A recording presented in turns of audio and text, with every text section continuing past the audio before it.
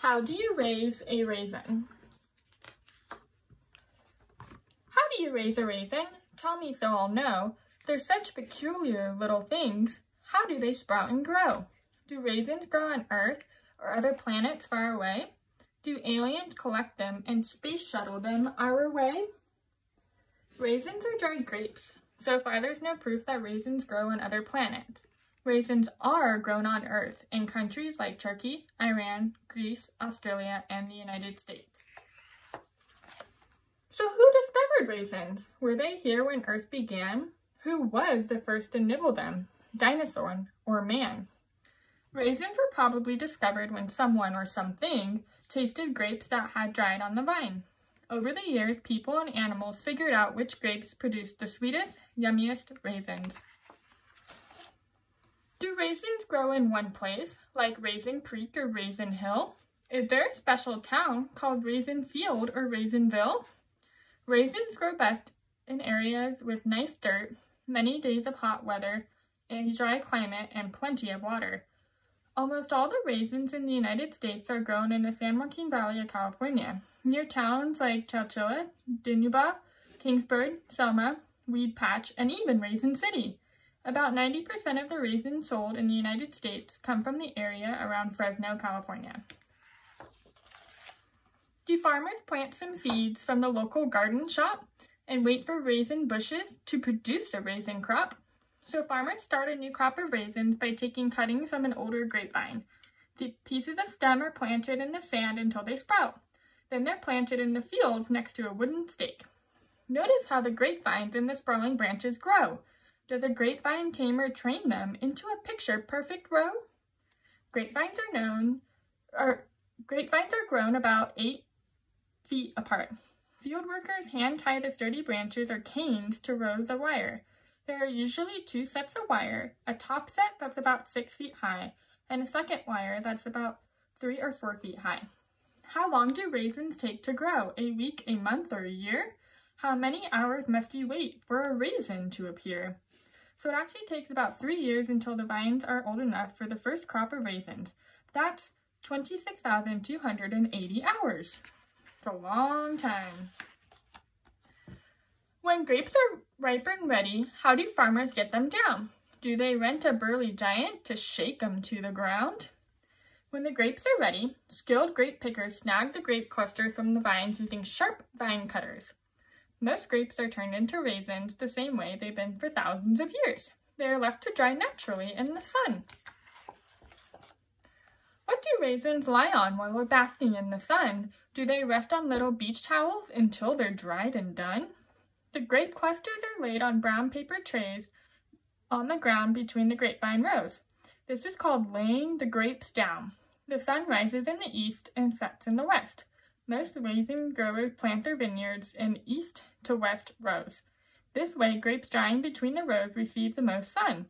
If they are drying in north to south rows, the grapes would be in the shade part of the day. And when it comes to raisins, the more sun, the better. How long do clusters lie around to sweeten, dry, and bake? How many weeks in the valley heat does raisin making take? Raisins bake in the sun for about 2 to 3 weeks. Then the paper trays are rolled into bundles that look like burritos and are left in the field for a few more days to make sure all the raisins are dry. Raisins do not look like grapes, they're withered up and wrinkled. Are they soaked inside a bathtub until their skin is crinkled? As grapes bake in the hot sun, their water evaporates.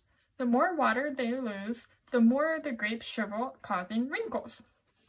How many grapes must a farmer dry upon the valley ground to make a box of raisins that weigh about 1 pound? It takes about 4 1/2 pounds of fresh grapes to make 1 pound of raisins. How do the raisins get from the field to the raisin factory door? Do the vacuum cleaners suck them up from the dusty valley floor? Farmers toss raisin bundles into the wooden trailer. The raisins are sent across a shaker that gets rid of the dirt and rocks. Then the raisins are taken to the factory and stored in big boxes called bins until they're ready to be packaged.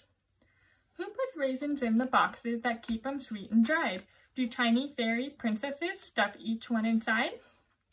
When they're needed, raisin bins are brought into the factory for packaging. It takes only 10 minutes from bin to package. Workers and machines take off the stems and cap stems, sort, and wash the raisins. Then the raisins are packaged in a variety of boxes and bags. What happens to the raisins that aren't the very best? Are they sent to raisin prep school until they pass the test? So to pass the test, you have to get plenty of sun, roll over after 2 weeks, and dry evenly. When it comes to raisins, nothing's wasted. The stems and cap stems are ground up to use for animal feed. Raisins that are not perfect are made into raisin concentrate that is used as a natural preservative in cake, breads, and cookies.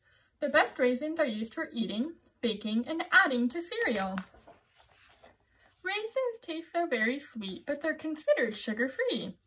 Is each one dipped in a honey pot by a busy honeybee? So raisins are actually naturally sweet. What's so great about raisins anyway? Well, for one, they're nutritious.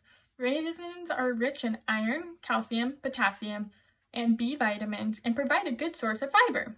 They make other foods taste better. Raisins have tartic acid, a flavor enhancer. Raisin juice and raisin paste are used in a variety of sauces such as pasta, barbecue, and steak sauces to boost their flavor. Raisin paste is sometimes used as a filler in meatballs and meat pies to provide more serving. Raisins have a rich, natural color.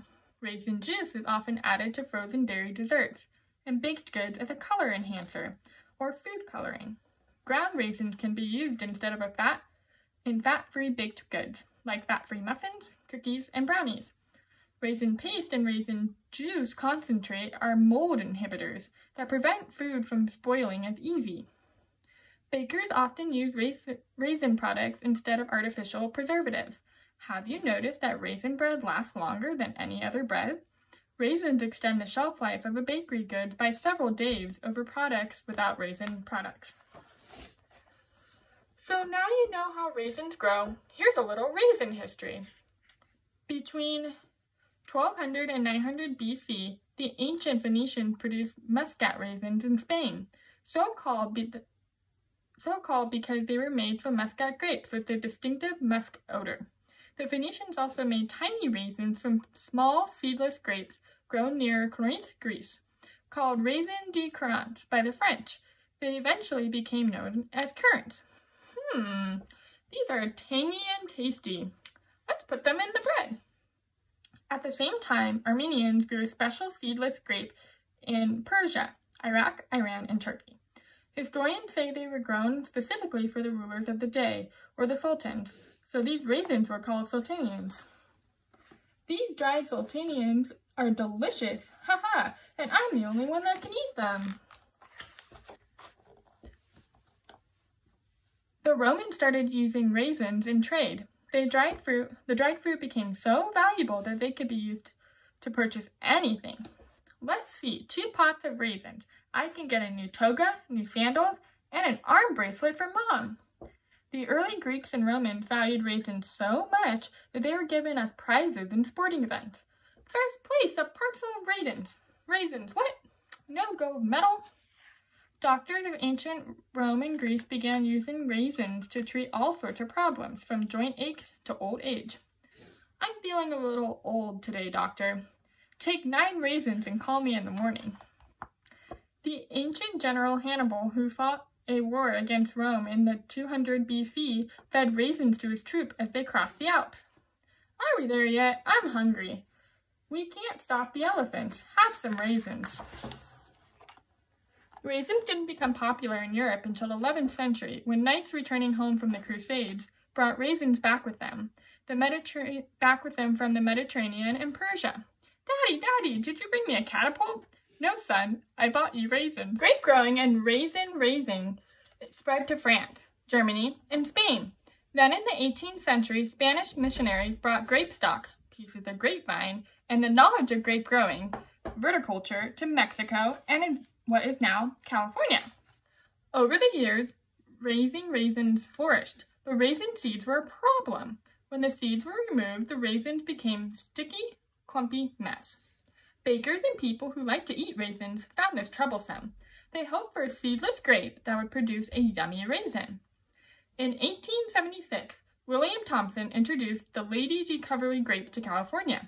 The green grapes were seedless, with thin skins, and produced a sweet and flavorful raisin.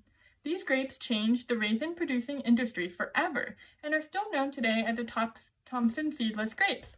Today, 95% of the Californian raisin crop is Thompson seedless grapes. For centuries, from Hannibal to the astronauts, people have valued raisins. Scientists who planned the space shuttle menus knew that raisins were the perfect fast food for long journeys. They are lightweight, don't spoil easily, satisfy the craving for something sweet, and provide nutrition and energy. Thanks for listening!